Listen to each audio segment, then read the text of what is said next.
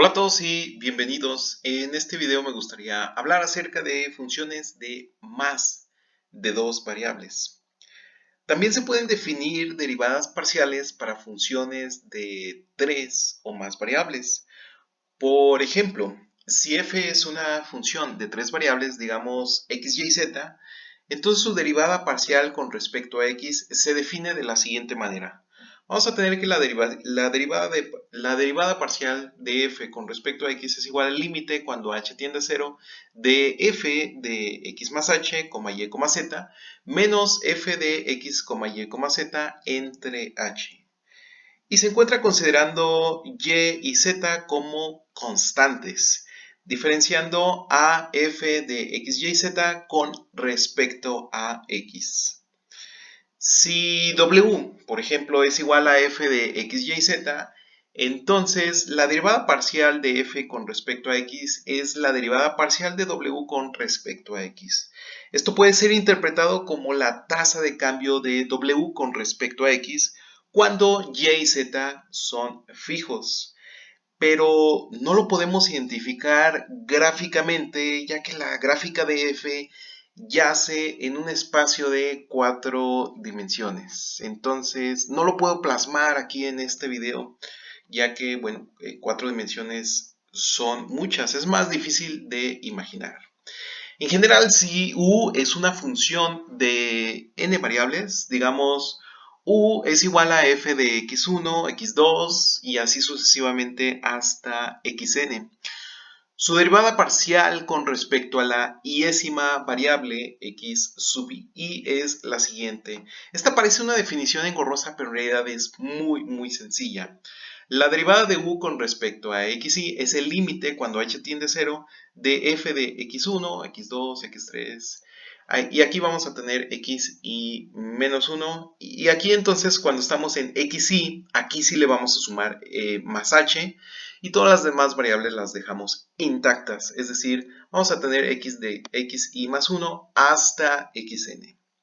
Menos f de x1, así sucesivamente hasta xi y hasta xn. Todo esto entre h. Y bueno, para generalizar la notación, en otros libros pueden encontrar las derivadas parciales de la siguiente manera. Es la derivada parcial de u con respecto a xi. O también la derivada parcial de f con respecto a xi. O f sub xi para denotar la derivada parcial. O f sub i para también denotar esta derivada parcial. O también podemos usar la notación en términos de operadores. Esto sería d mayúscula sub i aplicado a f. Veamos el siguiente ejemplo.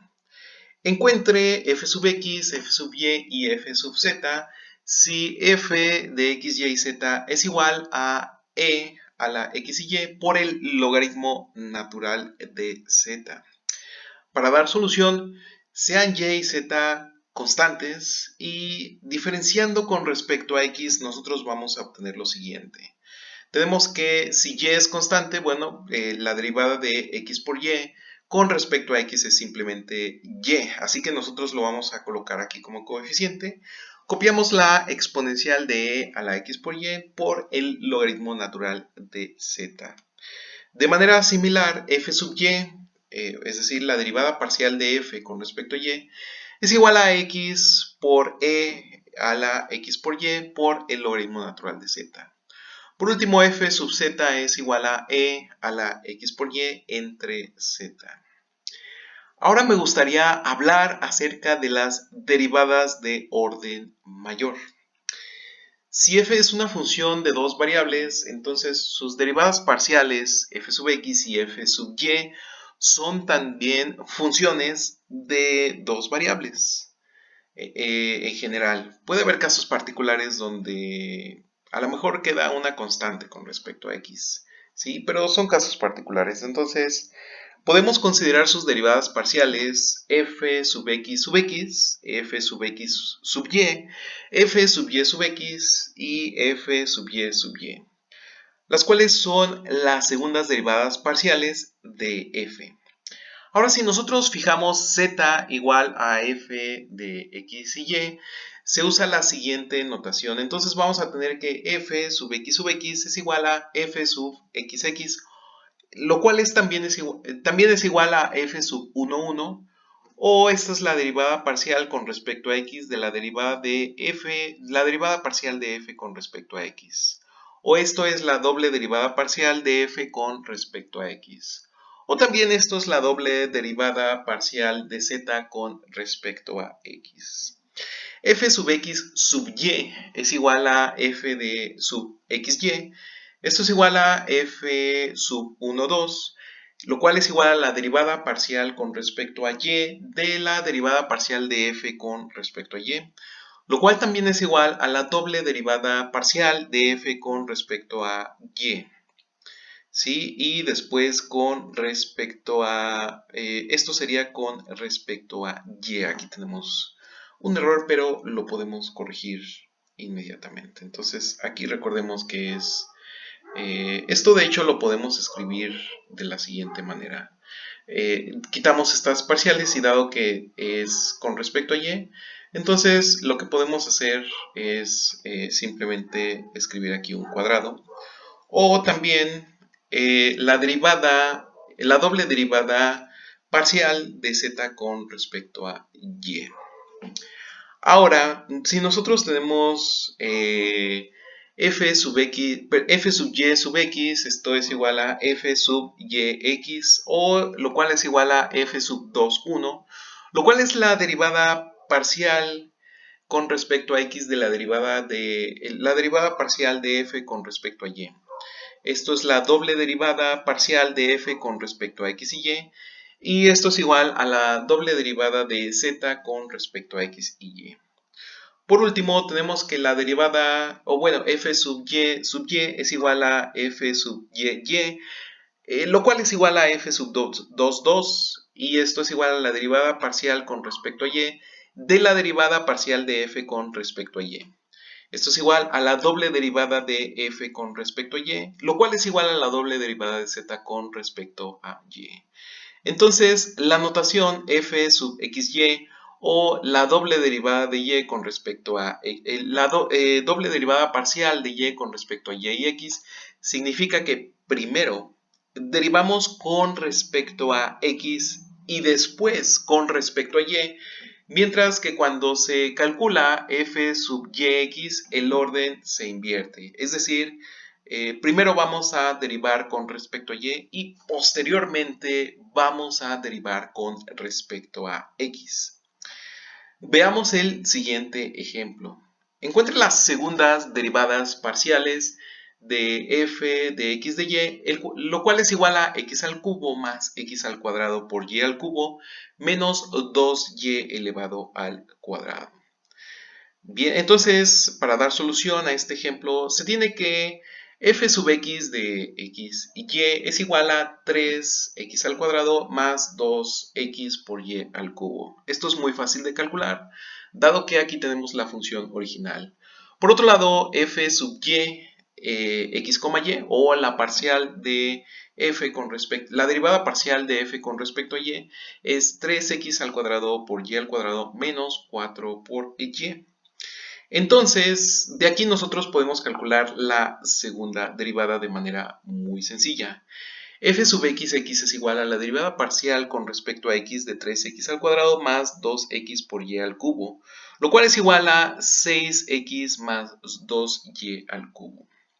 Por otro lado, la derivada parcial con respecto a x de f sub y es igual a la derivada parcial con respecto a x de 3x al cuadrado por y al cuadrado menos 4y, lo cual es igual a 6x por y al cuadrado. Por otro lado, la derivada parcial de f, primero con respecto a x y después con respecto a y, es igual a la derivada parcial con respecto a y de 3x al cuadrado más 2x por y al cubo, lo cual resulta en 6 por x por y al cuadrado. Algo que veremos posteriormente a más detalle es que la derivada parcial con respecto a y y después con respecto a x es igual a la derivada parcial con respecto a x después con respecto a y de f. Sale el mismo resultado.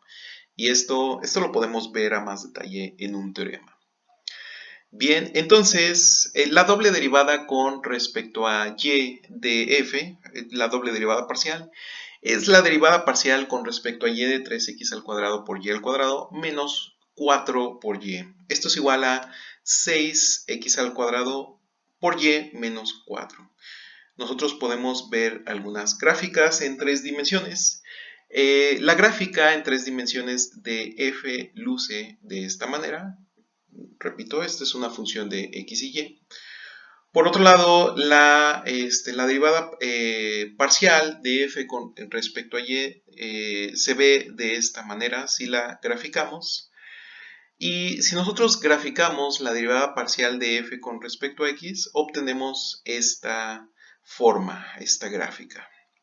Por otro lado, si nosotros calculamos la doble derivada de f con respecto a x, la doble derivada parcial, lo que obtenemos es esta imagen, esta gráfica en 3 dimensiones. Así, si nosotros graficamos, ya vimos que es lo mismo, calcular la derivada parcial primero con respecto a x y después con respecto a y. A calcular primero la derivada parcial con respecto a y y después con respecto a x, nosotros obtenemos esta gráfica. Por otro lado, si nosotros derivamos, si hacemos la derivada parcial con respecto a y dos veces de la función f, nosotros obtenemos esta gráfica de aquí. Muy bien. Entonces, insisto, observemos que f, la derivada parcial de f primero con respecto a x y después con respecto a y, es exactamente igual a derivar primero con respecto a y después con respecto a x en un sentido de derivadas parciales. Esto en realidad no es solo una coincidencia. Resulta que las derivadas parciales mixtas f sub xy y f sub yx son iguales para la mayoría de las funciones que se encuentran en la práctica. El siguiente teorema que fue descubierto por el matemático francés Alexis Clairaut, quien vivió de 1713 a 1765, da las condiciones bajo las cuales podemos afirmar que f de x, y es igual a f de y, x. Es decir, dadas las condiciones que dan ese teorema, y la verdad son condiciones sencillas, nosotros podemos afirmar esta igualdad. Si no se cumplen, hay que tener cuidado. Posiblemente estas derivadas no son iguales. Entonces, Alexis Claude Clairaut fue un niño prodigio en matemáticas. Leyó el libro de texto de L'Hopital. Ustedes conocerán a L'Hopital por los teoremas que tenemos de límites. Es decir, que desde muy joven ya estaba haciendo límites. Entonces, leyó el libro de texto de L'Hopital, del barón de L'Hopital, sobre cálculo cuando tenía 10 años, imagínense, a los 10 años estaba haciendo límites. Y presentó un artículo sobre geometría en la Academia de Ciencias de Francia. Por cierto que la geometría es un tema de investigación y es verdaderamente apasionante. Esto lo publicó, imagínense, cuando tenía solo 13 años. A los 18 años, Clairaut publicó Recherches sur les courbes à double courbure, investigaciones de curvatura de doble curvatura. Esto es muy interesante, insisto, son temas relacionados con geometría, la cual es apasionante. Este fue el primer tratado sistemático sobre geometría analítica tridimensional e incluyó el cálculo de curvas espaciales.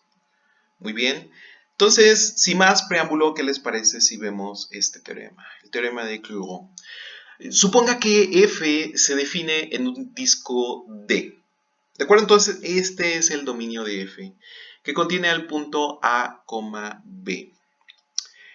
Si las funciones f sub xy y f sub yx, que esto por supuesto se refiere a derivadas parciales, son ambas continuas, ¿sí? Entonces, si se cumple, aquí está el truco, aquí es la parte más importante del teorema. Si estas funciones son ambas continuas en este dominio D, entonces podemos afirmar que f sub x y en a, b es igual a f sub y x de a, b. ¿Sí? Este es un resultado muy importante. Entonces, ¿cuál es la condición que se debe cumplir? Es esta condición. ¿Sí? Que las funciones f sub xy y f sub yx sean ambas continuas. Si ustedes derivan y obtienen que una o ambas de estas dos funciones no son continuas, cuidado, no podemos afirmar esto. Vamos a ver la demostración. Para valores pequeños de h, donde h es diferente de 0, vamos a considerar la diferencia. Entonces, la diferencia de h va a ser f de a más h evaluado en a más h y b más h menos f evaluado en a más h, b menos f de a, b más h menos f de a, b. Note que si g es igual a f de x, b más h menos f de x, b, entonces delta h es igual a g de a más h menos g de a. Según el teorema del valor medio, hay un número c entre a y a más h, tal que g de a más h menos g de a es igual a g' de c por h.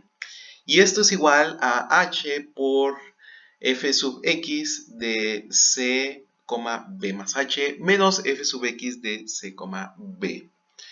Aplicando nuevamente el teorema del valor medio, esta vez a f sub x, obtenemos un número d entre b y b más h, tal que f sub x de c, b más h menos f sub x de c, b es igual a f sub xy de c, d por h.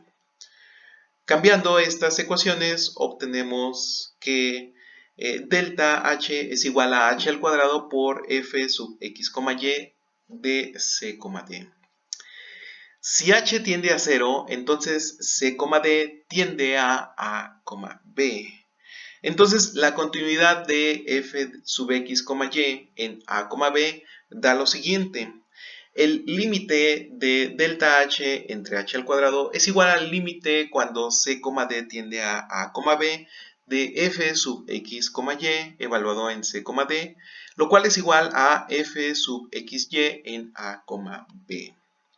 De manera similar, escribiendo delta de h igual a f de a más h, b más h menos f de a, b más h menos f de a más h, b menos f de a, b, y usando el teorema del valor medio dos veces y la continuidad de f sub x, f sub y x en a, b, se obtiene que el límite cuando h tiende a 0 de delta h entre h al cuadrado es igual a f sub y, x de a, b.